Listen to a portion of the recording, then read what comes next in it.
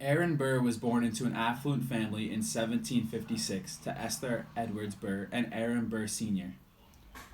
Burr Sr. was a prominent minister and a college educator, a founder of the College of New Jersey, which would later become Princeton University. Aaron Burr graduated from the College of New Jersey at the age of 17 and joined the Continental Army to fight in the Revolutionary War right after graduating. Following the war, Burr was elected to the New York Assembly in 1783 before serving as the state attorney. After a stint as state attorney, Burr ran for the New York Senate, running against incumbent Philip Schuyler. Schuyler was the father of Elizabeth Schuyler Hamilton, the wife of Alexander Hamilton. Burr was chosen by both the state and the state assembly and was elected to the Senate. With Schuyler out of office, Federalists attacked his character and his policies, along with his financial policies, of his son-in-law, Hamilton. Burr entered his name into the 1796 presidential election, attempting to become Jefferson's vice president.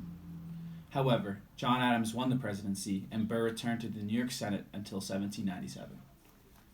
Burr served 2 more years in the New York Assembly before the presidential election of 1800. Jefferson chose Burr as his running partner again to try and secure electoral votes from New York, Burr's home state.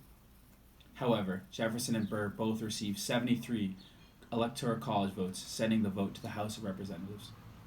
Although the plan had originally been for Burr to be vice president, Burr decided that he would not concede the position of president to Jefferson.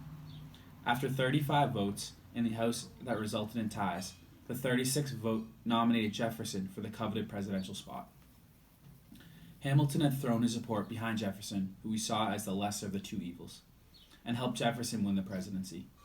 Burr served as Jefferson's vice president, but Jefferson had lost all trust in him and left him out of the most decisions and left him off of the ticket in the election of 1804.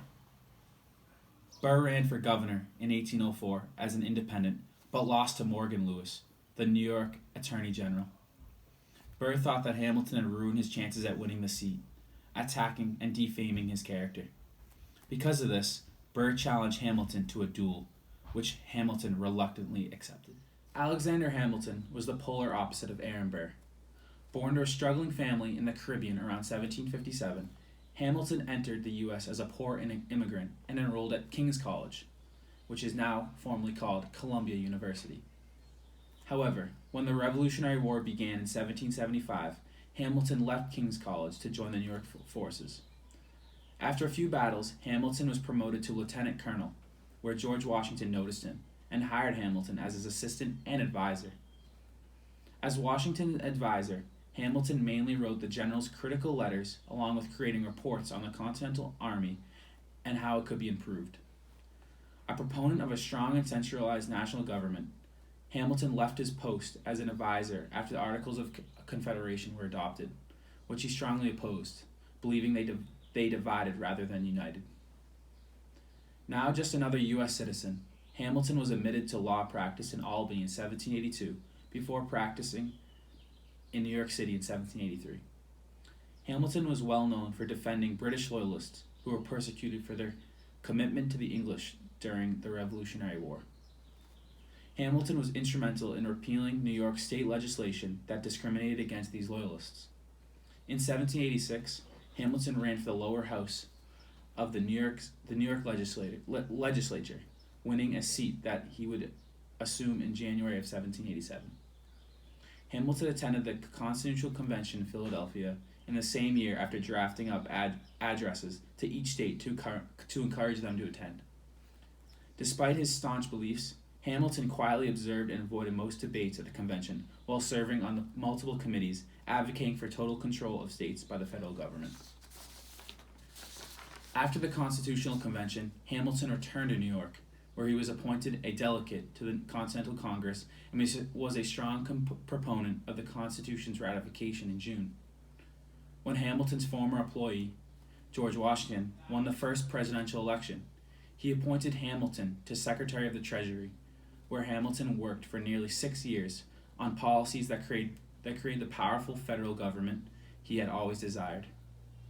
Hamilton advised that the U.S. federal government assume the debt of the states from the Revolution and that they be repaid through federal taxes that would be put in place nationwide.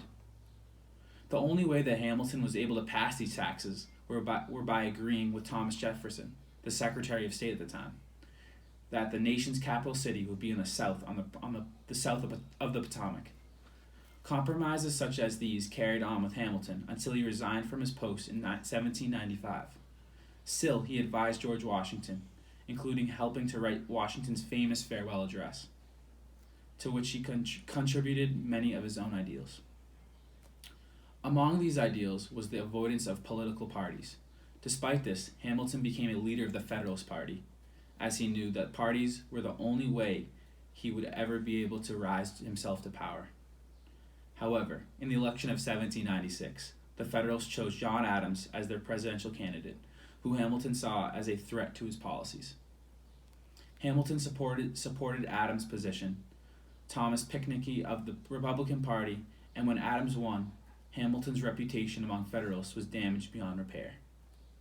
Adams chose to retain Washington's cabinet, though, so Hamilton still had plenty of influence on the United States policies, just not as much in the open, more through whispers to old companions who still supported Hamilton policies.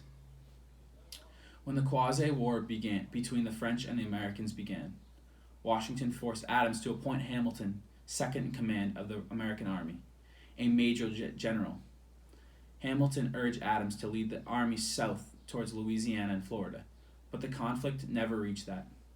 Once Adams had used diplomacy to end the conflict, he disbanded the American army and Hamilton resigned from his post in June of 1800. At this time, Adams started to recognize how Hamilton was controlling the presidential cabinet and got rid of anyone who was taking orders from Hamilton. Wanting Adams out of power, Hamilton secretly authored attack pieces on the president for the election of 1800. Aaron Burr found the piece and published it, forcing Hamilton to come out as the writer. To finalize the rift between Hamilton and Adams, Hamilton threw his support behind Jefferson in the election between Jefferson and Burr, the Federalists' most prominent enemy. With Jefferson winning the race, Hamilton had severed all ties with the Federalists. In 1804, after years of back-and-forth fighting, Hamilton accepted Burr's challenge of a duel.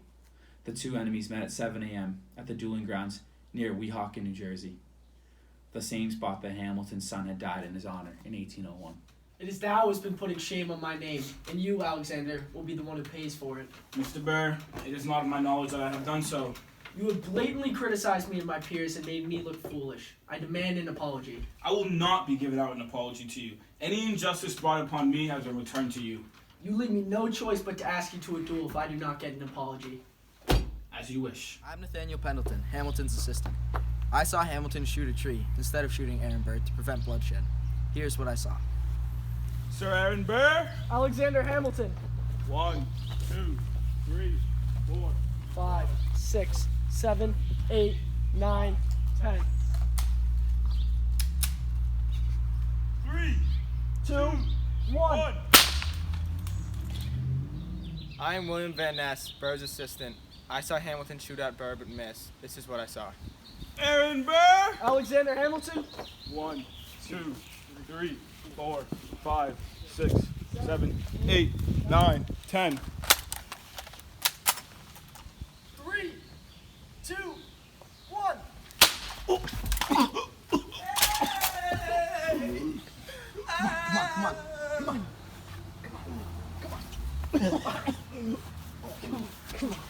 Come on. Here we go. Here we go.